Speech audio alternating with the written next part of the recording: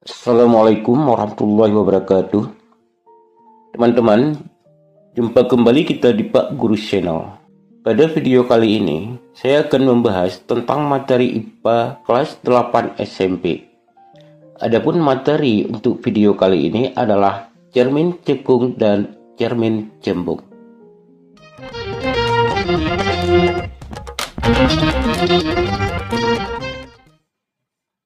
Nah, yang pertama kita lihat cermin cekung. Jadi cermin cekung ini adalah cermin yang permukaannya berbentuk cekung.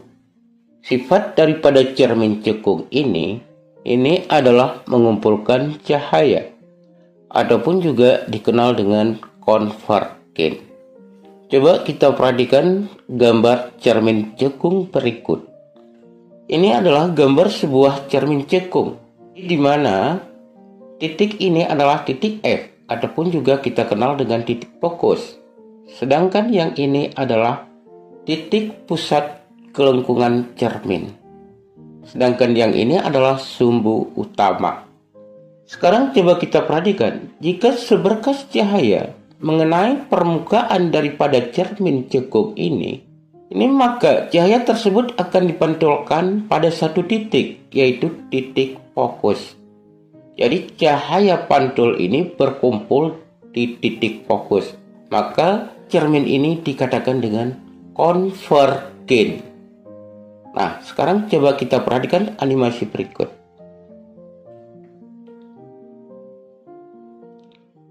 Nah, jika ini kita misalkan dengan sinar datang, di mana sinar datang ini sejajar dengan sumbu utama, maka semua sinar datang ini akan dipantulkan ke titik fokus.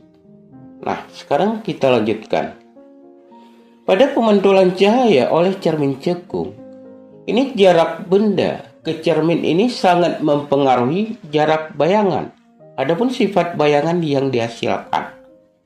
Jadi pada cermin cekung ini memiliki 3 sinar istimewa.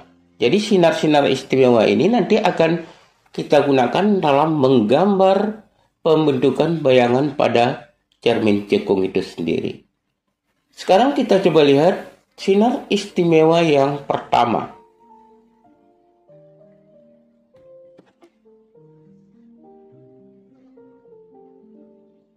Nah, jika sinar datang itu sejajar dengan sumbu utama. Yang ini sinar datang dan yang ini sumbu utama. Jadi jika sinar datang ini sejajar dengan sumbu utama, maka sinar ini akan dipantulkan ke titik fokus. Ini sinar istimewa yang pertama. Kemudian sinar yang kedua.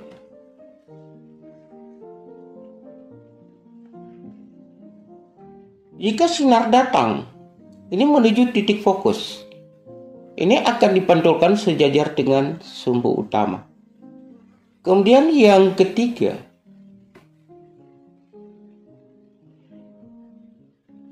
jika sinar datang ini menuju titik pusat kelengkungan cermin, ini akan dipantulkan kembali ke titik pusat kelengkungan cermin. Nah, dengan menggunakan 3 sinar istimewa tadi, kita dapat melukiskan pembentukan bayangan pada cermin cekung ini. Jadi bayangan yang dibentuk oleh cermin cekung ini merupakan perpotongan sinar pantul.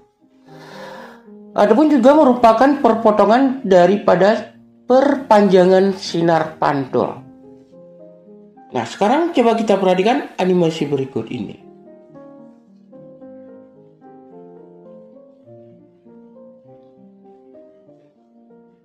Nah, ini pada animasi. Itu yang pertama, sinar datang sejajar dengan sumbu utama. Ini dipantulkan ke titik fokus. Kemudian yang berikutnya, yang kedua, sinar datang ke titik fokus. Ini akan dipantulkan sejajar dengan sumbu utama. Jadi bayangan yang terbentuk di sini adalah pada perpotongan kedua sinar pantul ini. Jadi di sini terlihat bahwa bayangan yang dihasilkan ini itu sifatnya yang pertama adalah terbalik, Kemudian yang kedua diperkecil. Kemudian dia letaknya ini antara titik pusat kelengkungan cermin dan titik fokus. Nah, sekarang kita lanjutkan. Nah, untuk menentukan letak dan sifat bayangan itu pada cermin cekung ini dapat kita perhatikan simulasi daripada animasi berikut ini.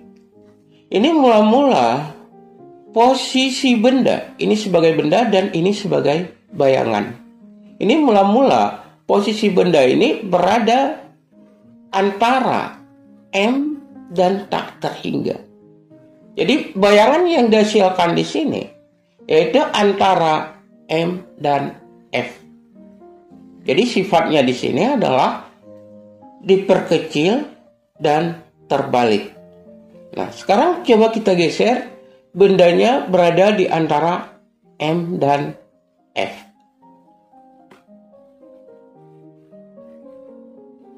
Nah, jika benda berada di antara M dan F, ini bayangan yang dihasilkan adalah antara M dan tak terhingga. Dan sifat bayangan yang dihasilkan di sini, ini adalah nyata, terbalik, dan diperbesar. Yang berikutnya kita coba geser, benda berada antara O dan F. Jika benda itu berada antara O dan F, maka bayangan yang dihasilkan itu adalah di belakang cermin. Ini artinya bayangannya maya. Kemudian bayangannya juga tegak dan selanjutnya diperbesar. Ini adalah sifat bayangan cermin cekung tersebut.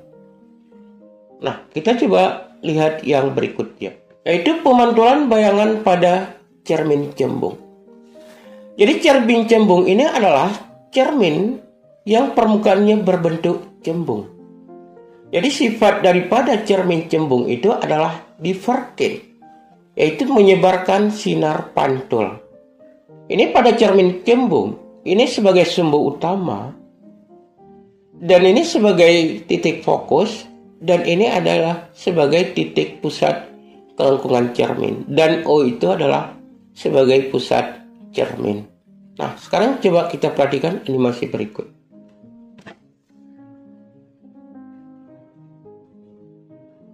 Nah, di sini terlihat jika seberkas sinar mengenai permukaan daripada cermin cembung, ini akan dipantulkan menyebar.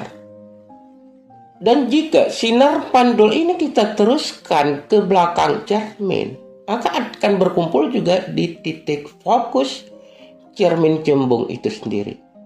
Seperti halnya dengan cermin cekung, cermin cembung juga memiliki sinar-sinar istimewa. Sekarang kita coba lihat sinar-sinar istimewa pada cermin cembung. Nah, kita coba lihat sinar istimewa yang pertama.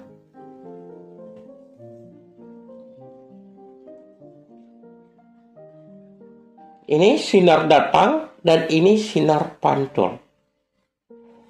Jadi jika sinar datang ini sejajar dengan sumbu utama, maka sinar pantul ini itu seolah-olah berasal dari titik fokus.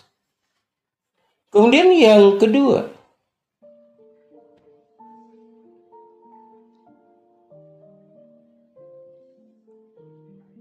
jika sinar datang menuju ke pusat kelengkungan cermin, maka sinar pantulnya itu seolah-olah juga berasal dari titik pusat kelengkungan cermin. Kemudian kita coba lihat yang ketiga.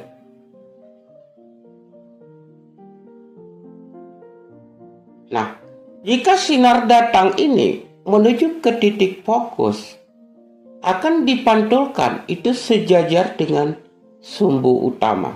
Nah, itu merupakan 3 sinar istimewa daripada cermin cembung.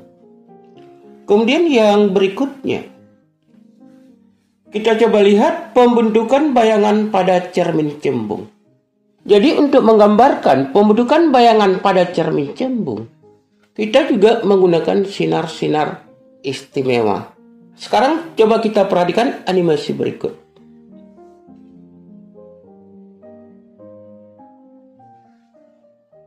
Ini sebuah benda berada di depan cermin cembung. Jika sinar datang ini sejajar dengan sumbu utama, ini akan dipantulkan seolah-olah berasal dari titik fokus. Kemudian sinar datang yang menuju ke titik fokus ini akan dipantulkan sejajar dengan sumbu utama. Jadi bayangan yang dibentuk di sini adalah perpotongan daripada sinar pantul yang diteruskan ke belakang. Yang terlihat di sini adalah perpotongan kedua sinar tersebut. Nah, inilah bayangan yang dihasilkan oleh cermin cembung. Jadi sifat bayangan yang dihasilkan oleh cermin cembung ini selalu tegak, kemudian diperkecil dan berada di belakang cermin. Adapun maya. Kemudian kita lanjutkan yang berikutnya.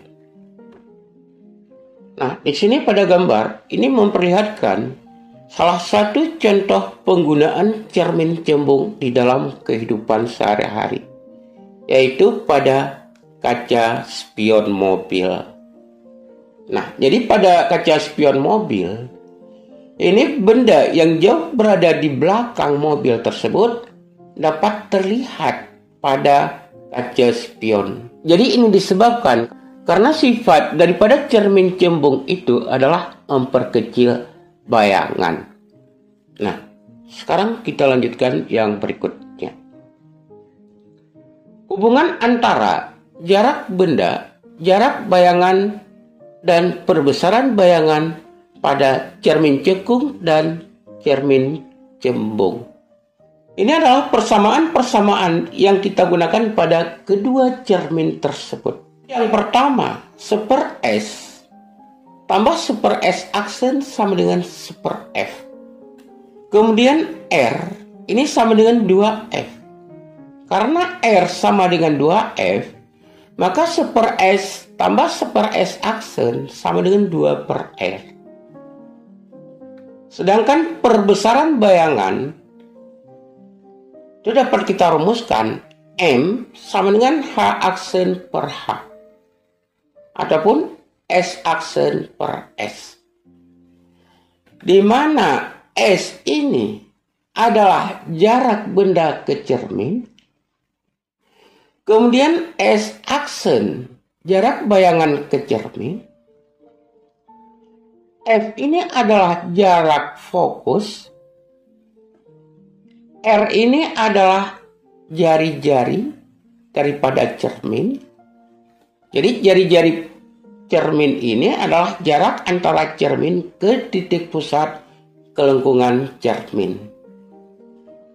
Sedangkan M itu sendiri ini adalah perbesaran bayangan, H aksen adalah tinggi bayangan, dan H ini adalah tinggi benda.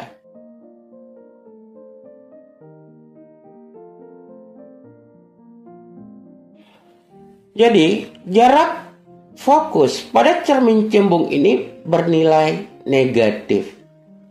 Hal ini disebabkan karena fokus daripada cermin cembung itu berada di belakang cermin. Sedangkan untuk cermin cekung, nilai fokusnya adalah positif.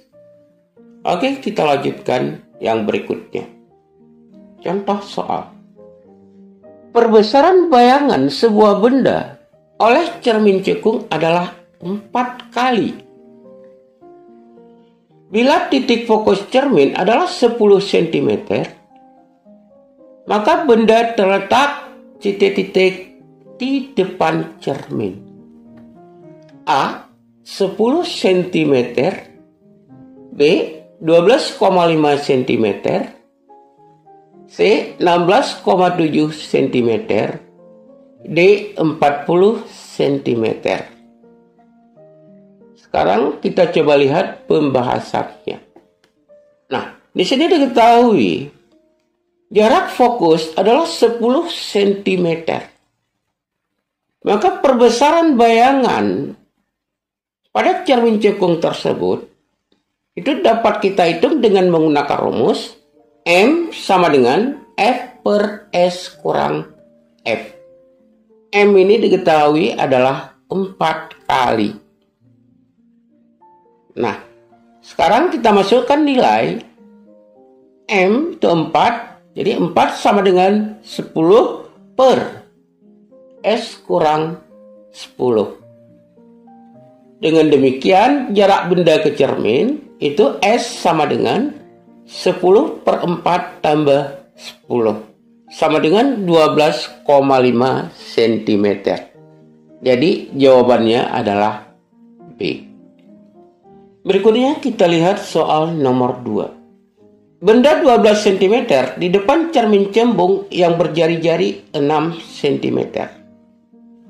Jadi sifat bayangan yang dihasilkan adalah T titik. A. Nyata terbalik pada jarak 12 cm.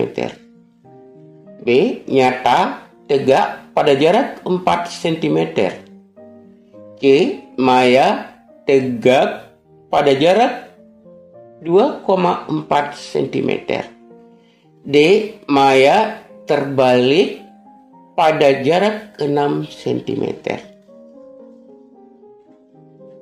Nah, seperti yang sudah dijelaskan pada pembahasan tadi, sifat bayangan yang dihasilkan oleh cermin cembung itu yang pertama adalah selalu maya, kemudian tegak dan diperkecil. Nah, jika kita lihat option jawaban pada soal nomor 2 ini, A nyata, B nyata. Ini sudah jelas salah. Kemudian tinggal C dan D. Kemudian pada D, di sini terbalik. Nah, bayangan yang dihasilkan oleh cermin cembung itu selalu tegak. Maka kemungkinan jawaban di sini, adapun jawaban di sini adalah C, yaitu maya tegak. Dan jaraknya 2,4 cm. Sekarang kita coba lihat pembahasannya. Jadi jarak bayangan pada cermin cembung ini dapat kita rumuskan 1/S tambah 1/S aksen sama dengan min 1/F. Kenapa kita gunakan min? Karena fokus untuk cermin cembung ini nilainya negatif. Sedangkan F itu sendiri adalah setengah daripada R. Adapun R sama dengan 2F. Jadi maka rumusnya dapat kita tuliskan 1/S aksen sama dengan min 2 per R kurang 1/S. Jadi kita masukkan nilai 2 per 6 kurang 1/12. Ini sama dengan min 4 per 12, ini disamakan penyebut, kurang 1/12. Jadi 1/S aksennya kita peroleh min 5 per 12. Jadi S aksen min 2,4 cm. Jadi negatif di situ, itu menunjukkan bahwa letak bayangannya di belakang cermin. Nah, dengan demikian untuk nomor 2 ini jawabannya adalah C. Jadi untuk video kali ini cukup sampai di sini. Jika materi yang disajikan ini bermanfaat, mohon like, share, komen, dan subscribe. Saya akhiri, assalamualaikum warahmatullahi wabarakatuh.